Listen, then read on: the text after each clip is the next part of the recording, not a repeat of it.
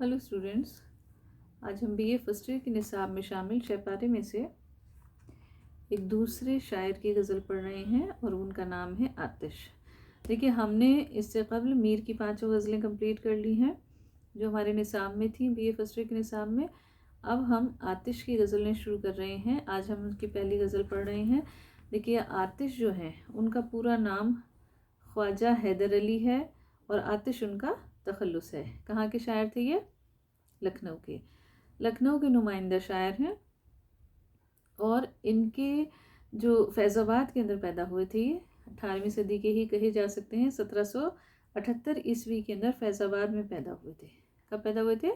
1778 ईस्वी के अंदर। और इनका इंतकाल हुआ है 1849 1849 के अंदर इनका इंतकाल हुआ है। आतिश जो हैं लखनऊ के शायर हैं, तो लखनऊ की नुमाइंदा खसूसियात इनके कलाम के अंदर भी पाई जाती हैं। नासिक के हमअस्र थे। इमाम बख्श नासिक जो उर्दू के वो भी अहम शायर हैं, उनके हमअस्र शायरों में शुमार होता है आतिश का।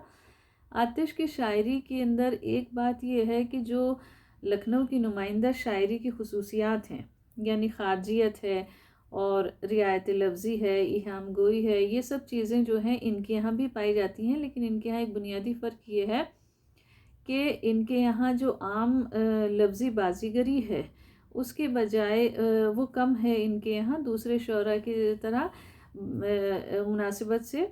इनके यहाँ गुदासपन पाया जाता है और जो तसव्वुफ़ है, तसव्वुफ़ भी आतिश के यहाँ पाया जाता है।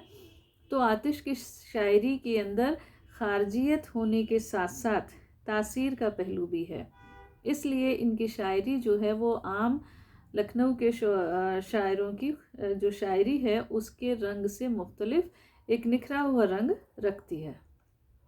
हम जब इनकी गज़लें पढ़ेंगे तो आपको इसका अंदाज़ा हो जाएगा कि इनकी शायरी जो है वो आम लखनऊ के शायरों से किस तरह मुख्तलिफ है। तो हम इनकी पहली गज़ल पढ़ रहे हैं आज, जो इनकी भी 5 गज़लें हमारे निसाब के अंदर।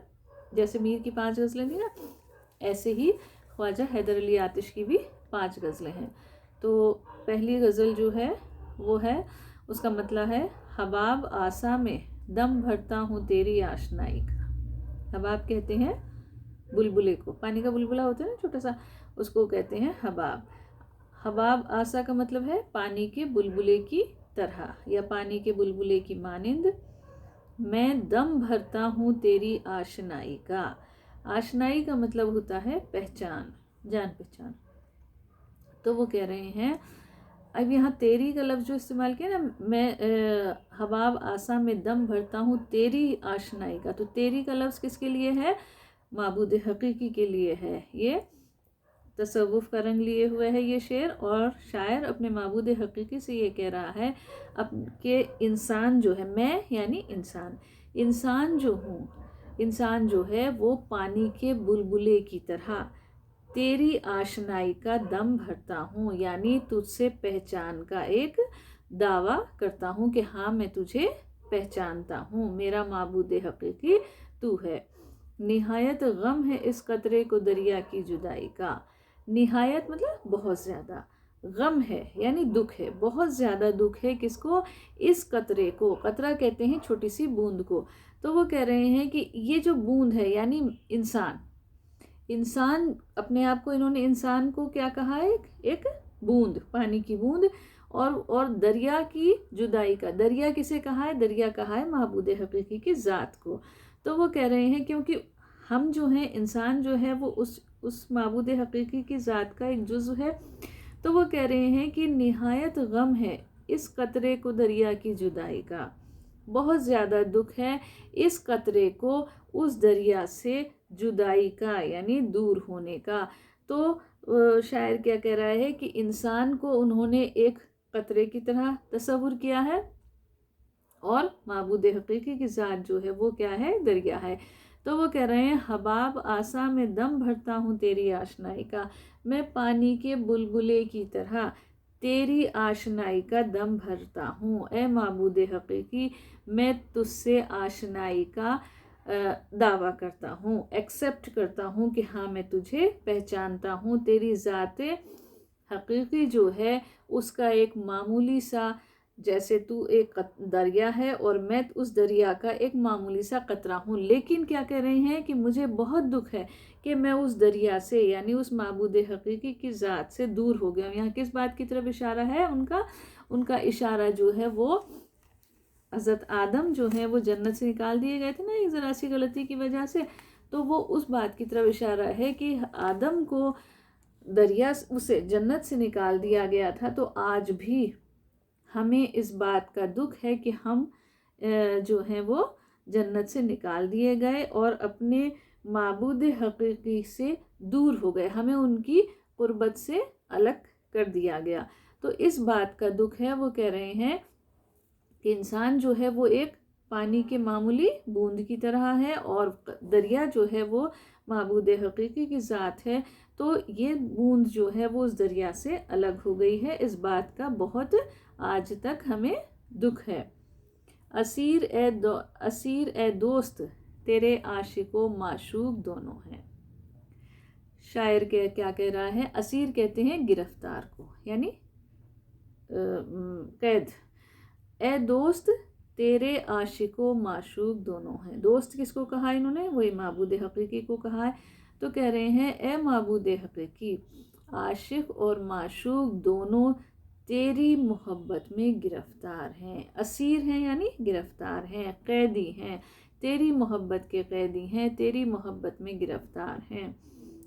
गिरफ्तार आहनी जंजीर का ये, आहनी किसे कहते हैं, आहन कहते हैं लोहे को, आहनी जंजीर मतलब लोहे की जंजीर।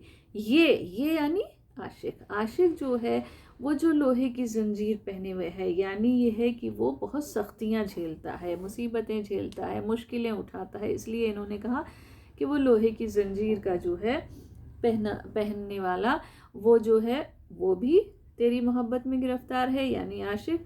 और वो तिलाई का, तिला कहते हैं सोने को, तिलाई यानी सोने की, तो सोने की जंजीर पहनने वाला कौन, माशूक, जो कि सोने के जेवर पहनता है। तो वो कह रहे हैं आशिक और माशूक, आशिक तो कौन, जो लोहे की जंजीरें पहनता है यानी जो मुसीबतें उठाता है, सख्तियां झेलता है, इसलिए उन्होंने लोहे की जंजीर पहनने वाला कहा है। और माशूक जो है जो कि सोने का जेवर पहनता है। तो ये आशिक और माशूक दोनों खुदा की ज़ात में, खुदा की मोहब्बत में गिरफ्तार हैं, यानी उसको उसकी मोहब्बत के अंदर हर कोई, चाहे वो दुनिया के अंदर आशिक हो चाहे वो माशूक हो, जो है वो खुदा की मोहब्बत में गिरफ्तार। जब देखो माबूद हकीकी जो है हमारा, जिसने हमें पैदा किया है, तो इंसान का उससे रिश्ता सबसे मजबूत है। क्यों, क्योंकि वो जो है उसी का पैदा किया हुआ है। तो हम जो है, इसीलिए वो कह रहे हैं आशिक और माशूक जो हैं वो दोनों तेरी मोहब्बत में, ए माबूद हकीकी, तेरी मोहब्बत में गिरफ्तार हैं। ताल्लुक़ रूह से मुझको जसद का नागवारा है। रूह से ताल्लुक़ कहते हैं रिश्ते को, ठीक है, वास्ता या ताल्लुक़ या रिश्ता ये सब एक ही चीज़ें हैं। तो वो कह रहे हैं मुझको जसद से, जसद का नागवारा। जसद किसे कहते हैं, जसद का मतलब होता है जिस्म। तो वो कह रहे हैं रूह से जो जिस्म का ताल्लुक़ है, रूह से जो जिस्म का रिश्ता है वो मुझे नागवारा है, मुझे पसंद नहीं, मुझे कबूल नहीं। क्यों नहीं कबूल है, किस लिए कह रहे हैं वो कह रहे हैं ज़माने में चलन है 4 दिन की आशनाई का। वो कह रहे हैं ज़माने के अंदर, दुनिया के अंदर चलन जो है, रिवाज, चलन का मतलब रिवाज, रिवाज 4 दिन की आशनाई का चलन है। 4 दिन की आशनाई, आशनाई कहते हैं पहचान, अभी ऊपर वाले शेर में है ना। तो आशनाई का मतलब है पहचान, यानी वो कह रहे हैं कि दुनिया के अंदर लोग जो हैं वो 4 दिन के रिश्ते, 4 दिन की पहचान निभाते हैं।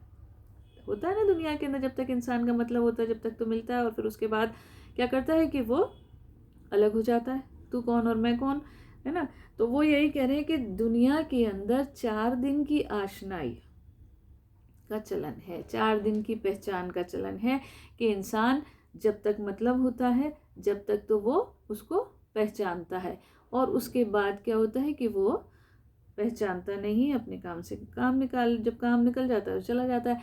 तो वो कह रहे हैं जब दुनिया के अंदर 4 दिन की आशनाई का चलन है तो इसीलिए मैं रूह और जिस्म के रिश्ते को पसंद नहीं करता। क्यों? क्योंकि रूह जो है वो एक दिन जिस्म को छोड़ करके चली जाती। होता है ना, इंसान को जब मौत आती है तो क्या होता है कि इंसान की रूह जो है वो जिस्म को छोड़ करके चली जाती। तो रूह और जिस्म का रिश्ता कैसा है? नापायदार है, हमेशा का नहीं है ना। मर जाता है इंसान तो क्या होता है कि रूह उसको निकल जाती है, रूह जिस्म को छोड़ करके। तो इसीलिए वो कह रहे हैं कि जैसे दुनिया के अंदर 4 दिन की आशनाई का चलन है, इसीलिए मुझे रूह और जिस्म का रिश्ता पसंद नहीं, क्योंकि रूह भी 4 दिन बाद इंसान के जिस्म को छोड़ करके चली जाती है। यानी पायदार नहीं है ये रिश्ता, हमेशा कायम नहीं रहता। और मुझे तो हमेशा बाकी रहने वाला रिश्ता पसंद है। फिराक यार में मर के आखिर जिंदगानी की। शायर क्या कह रहे हैं? फिराक कहते हैं जुदाई को, फिराक यार मतलब जुदाई, महबूब की जुदाई, महबूब की जुदाई। फिराक यार में मर के आखिर जिंदगानी की। कह रहे हैं कि मैंने अपनी ज़िंदगी का जो अंत किया है, यानी ज़िंदगी को जो ख़त्म किया है वो कैसे किया है? महबूब की जुदाई में मर के गुजारी है मैंने ज़िंदगी। यानी वो मुझे नहीं मिला, मुझे महबूब का साथ नहीं मिला, इसलिए मैंने उसकी जुदाई के अंदर मर के रो करके ज़िंदगी गुजारी है। रहा सदमा हमेशा रूह कालिब की जुदाई का। मुझे तो हमेशा सदमा रहा है, सदमा कहते हैं दुख को। मुझे हमेशा इस बात का दुख रहा है कि रूह कालिब की जुदाई का। रूह और कालिब, कालिब कहते हैं ढांचे को, जिस्म का जो ढांचा होता है ना, तो वो कह रहे हैं जिस्म का ढांचा और रूह, इन दोनों के दरमियान जो जुदाई होती है ना, अभी हमने जो पढ़ा ऊपर वाले शेर के अंदर कि रूह और जिस्म का ताल्लुक नापायदार है ना, हमेशा बाकी नहीं रहता, रूह छोड़ के चली जाती है जिस्म को। तो वही कह रहे हैं कि मुझे हमेशा सदमा रहा सदमा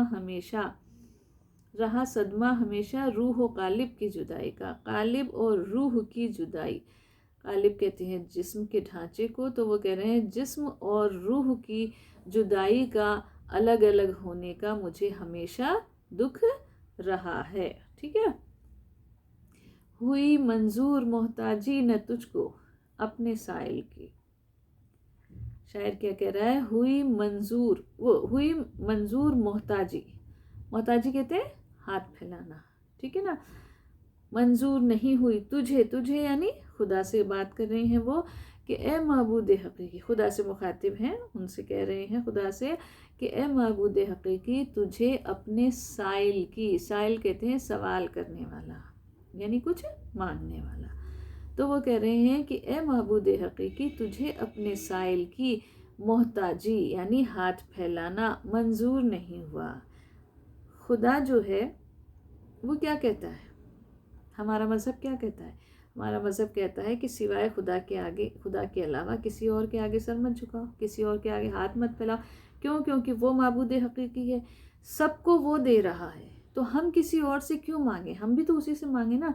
तो वो भी तो ये कहता है कि मेरे अलावा यानी माबूद हकीकी के अलावा किसी और के आगे सर ना झुकाओ, किसी और के आगे हाथ ना फैलाओ। तो ये बात ये आतिश शेर में कह रहे हैं, हुई मंजूर मोहताजी न तुझको अपने साइल की, कि ए माबूद हकीकी अपने साइल की, अपने सवाल करने वाले की यानी इंसान की मोहताजी तुझे मंजूर नहीं हुई, कि तुझे ये मंजूर नहीं कि वो हम इंसान जो हैं वो किसी और के आगे हाथ फैलाएं।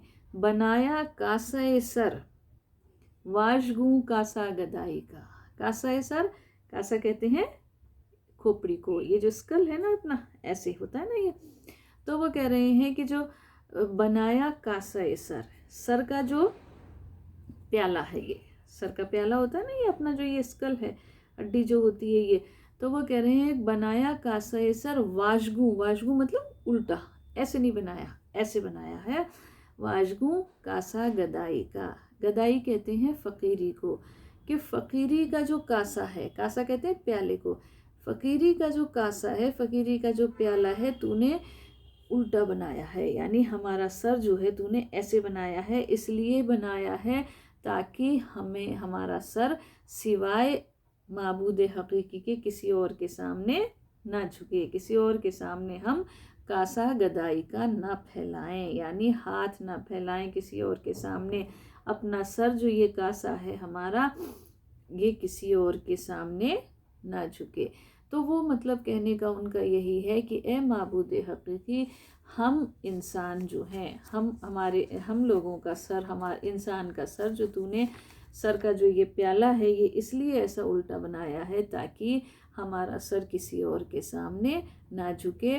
और इस तुझे जो है वो किसी और के सामने सर झुकाना मंजूर नहीं है, इसीलिए तूने हमारा सर ऐसे बनाया। हमारे सर का प्याला जो है वो, यानी गदाई का जो प्याला है, ये जो मांगने का प्याला है, ये किसी और ऐसा नहीं बनाया कि हाँ यूँ सीधा नहीं बनाया, बल्कि उल्टा बनाया ताकि तुझे, क्योंकि मंजूर नहीं है कि हम किसी और के सामने हाथ फैलाएं। तेरा साइल जो है, तेरा सवाल करने वाला, किसी और के सामने हाथ फैलाए। देखो माबूद हकीकी ने हमें बनाया है, तो हमारे अलावा इस दुनिया की हर शय को बनाया है।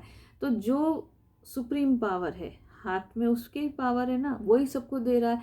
तो इसलिए वो क्या है, वो ये चाहता है कि किसी और के सामने हम ना, क्योंकि और सब तो बराबर है ना, सबका लेवल, सबका स्टैंडर्ड बराबर है। एक वो सुप्रीम पावर है, तो हमारा फ़र्ज़ क्या है कि हम सिर्फ उसी के आगे सर झुकाएं। हमारा दीन, हमारा मज़हब भी यही कहता है। तो यही बात आतिश जो है वो इस शेर के अंदर कहते हैं। मैंने आपको बताया था ना कि आतिश जो है उनकी शायरी के अंदर तसव्वुफ़ का रंग है, और तसव्वुफ़ के रंग की वजह से उनकी शायरी जो है वो, उसके अंदर जो वो तासीर है, जो असर है, जो गुदासपन है, वो उन्हें लखनऊ के दूसरे शोरा से अलग कर देता है। दूसरे शोरा के अंदर जो खारजियत है, उनकी शायरी के अंदर जो खारजियत है, जो लफ्ज़ी बाजीगरी है, जो सनाई है, बनावट है, तसन्नो है, वो चीज़ हमें इनके यहाँ निस्बतन कम पाई जाती है। आगे हम ये वाले आगे जो इस शेर के अशार हैं वो हम बाद अगले वीडियो के अंदर कंप्लीट करेंगे। उम्मीद है समझ में आया होगा आपको। Thank you.